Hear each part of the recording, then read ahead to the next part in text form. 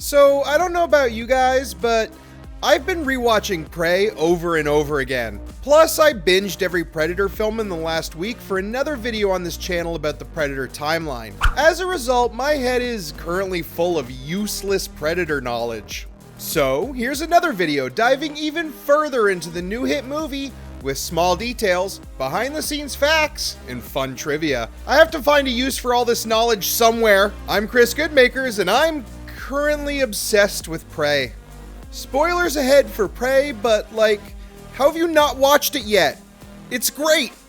Prey features many homages and callbacks to the entire film series, but let's start with one of the goriest ones. The first Predator film didn't pull its punches when it came to dispatching the film's heroes in truly horrible ways.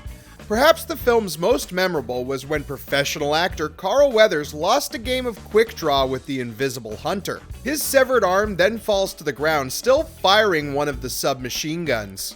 This is also the precise moment a 10-year-old me knew for certain he would love this movie forever. Weathers' character went out on one of the movie's best screams, and a running theme was forever established in the franchise to come. If it's a Predator movie, you best believe there's an arm coming off. Predator 2 also features lots of violence and bloodshed, but it was the city hunter himself that would set a new tone for arm removal in the series. Detective Murtaugh chops the beast's arm off with its own blade.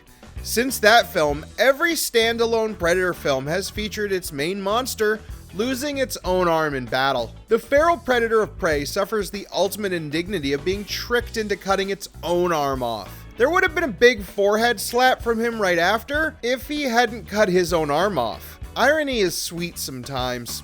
The feral predator's poor reaction was even foreshadowed in an earlier speech by Naru.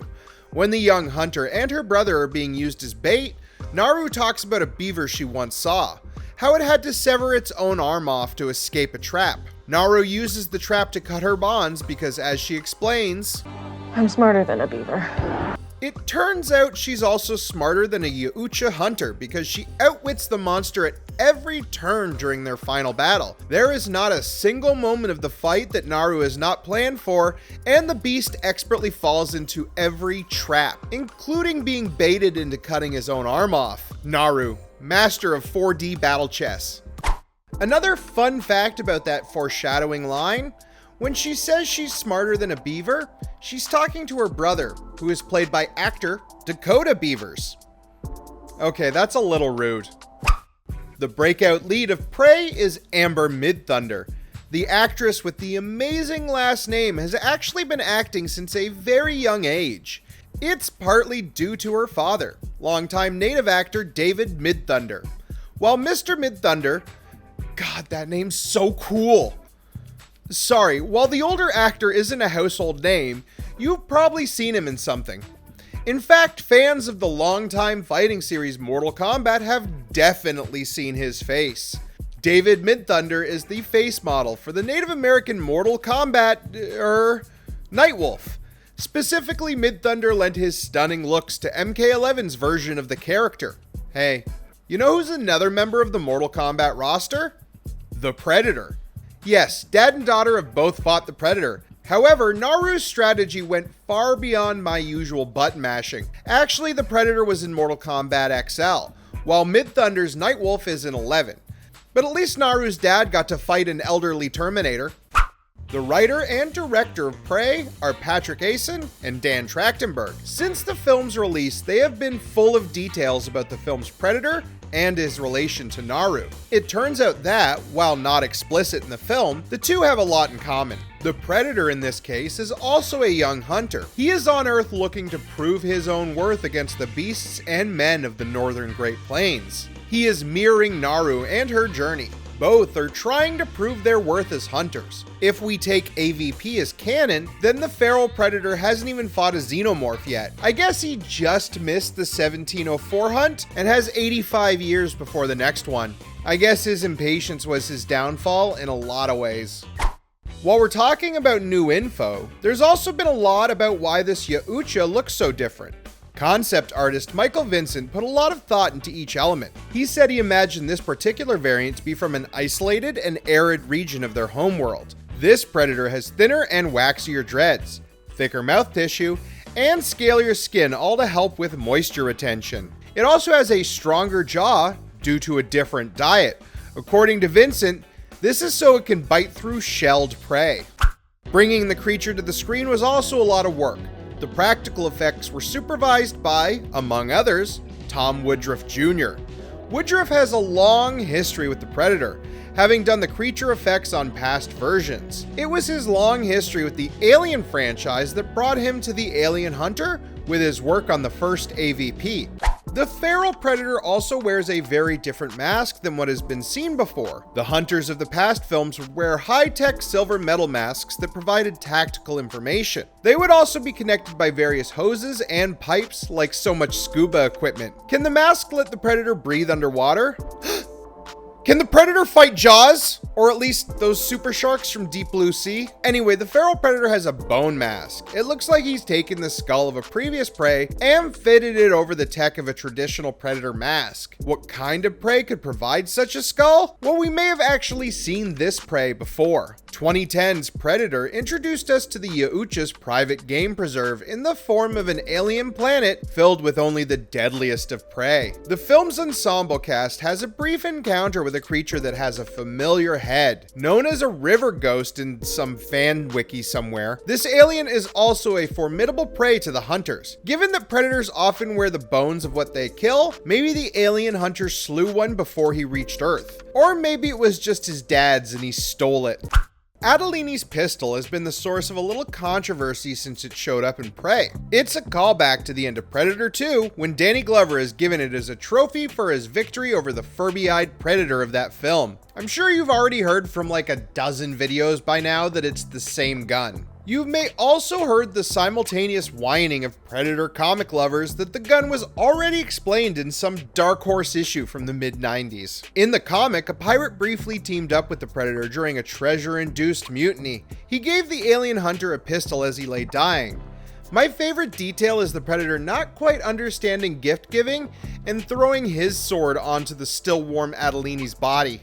Well, there is a small nod to comic Adelini in one of the French fur trappers. A pirate-looking man in a familiar blue coat loads a similar flintlock pistol and draws down on the feral pred. He looks exactly like comic Adelini, but does not earn this predator's respect, even with a free shot.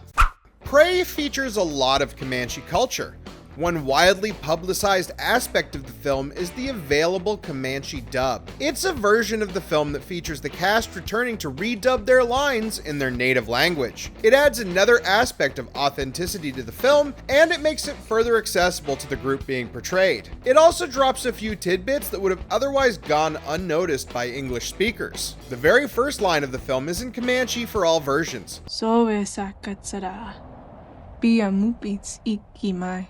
However, it translates to a familiar quote.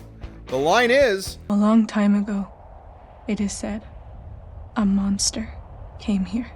This is a direct reference to the same line delivered by Anna in the first Predator film. There are a lot of parallels drawn between Anna and Naru, and this line further reinforces it.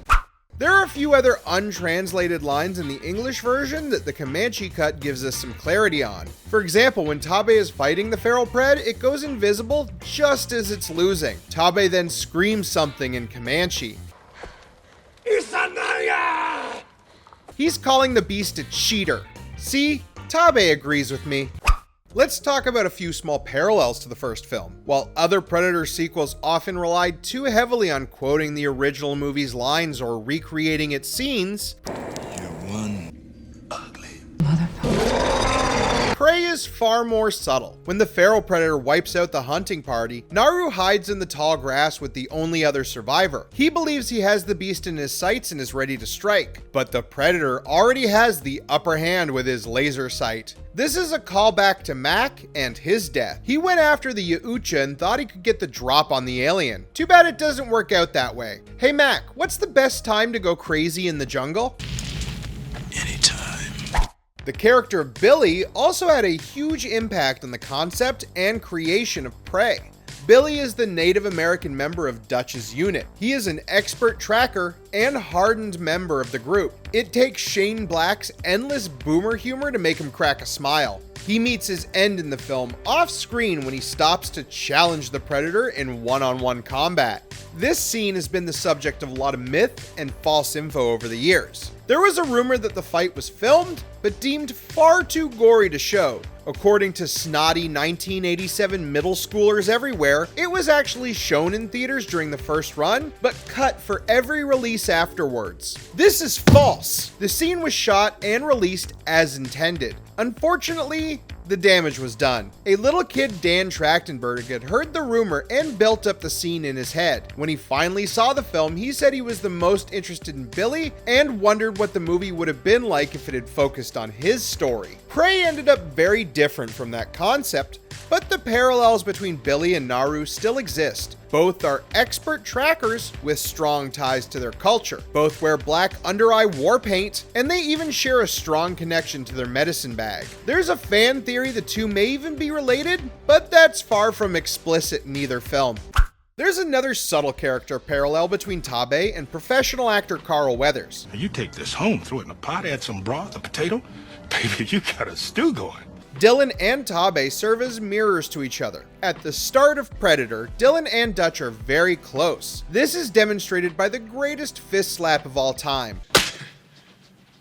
No joke, but when this happened, on-set excess testosterone made the trees grow beards. However, this friendship is challenged because Dylan repeatedly lies to Dutch about their mission. Things sour towards the middle of the film because Dylan sees Dutch as expendable. Arnold isn't even in that franchise yet. Dylan meets his end in an act of heroism, however. He reaches the end of his arc when he chooses to go after Mac and the alien hunter. His sacrifice lets Dutch escape and live to defeat the Predator. Tabe shares elements of this arc, with certain levels of subversion. Tabe starts off similarly close to Naru, with the same amount of social authority over her that Dylan had over Dutch. This causes friction between both pairs, with Dylan being in the CIA and Tabe becoming war chief. Tabe has the opposite problem as Dylan though, in that he's too protective of Naru. He doesn't really believe that she is capable of becoming a hunter. He is dispatched in similarly heroic fashion when he almost beats the Predator until it cheats like a punk.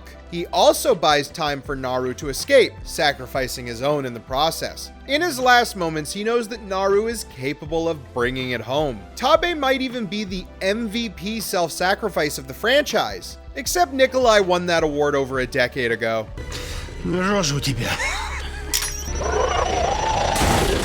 When you have a long-running legacy franchise like the Predator series, it's easy to end up relying on the original film's iconic music.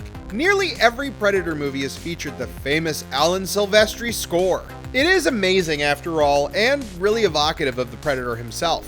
However, we've all kinda heard it by now. Plus, by the time you get to movies like AVPR and The Predator, it starts to lose a lot of its meaning. So I think it's a pretty smart and brave decision to go with an entirely original score. Prey's soundtrack was composed by Sarah Schachner. She doesn't have the name recognition of Alan Silvestri, but she has already done some impressive work. While this is her biggest film, she has composed music for Assassin's Creed and Call of Duty. Sorry guys, she didn't do the sweet dubstep in Black Ops 2. She personally performed most of the stringed instruments in the arrangement, including the always awesome electric cello. For her, the music was about balancing the emotional journey Naru goes through with the gory action and high energy of the film. Personally, the coolest bit of music for me is that pounding when the Predator rises up out of the mud. Gets my blood up every time. There's a non-Predator source of inspiration for Prey, and it comes from a hit PlayStation game. Director Dan Trachtenberg explained that a few of the film's key weapons came from the video game God of War. The first is the Predator's new shield, which can retract into his forearm gauntlet. Kratos has the very same defense in the most recent game, and uses it in similar fashion. The Greek god also has an axe that magically returns to his hand. Naru doesn't have any magic, but she has a good rope. Well, I've certainly committed enough brain space to the Predator franchise at this point, but it's good to have another round of talking about this movie. I know it's sacrilegious to say, but I'm having a hard time deciding if this is better than the first one. Predator has a special place in my life, and as a near perfect movie. I guess I just need some more time to decide. Which probably means I should watch Prey a few more times. Gotta go.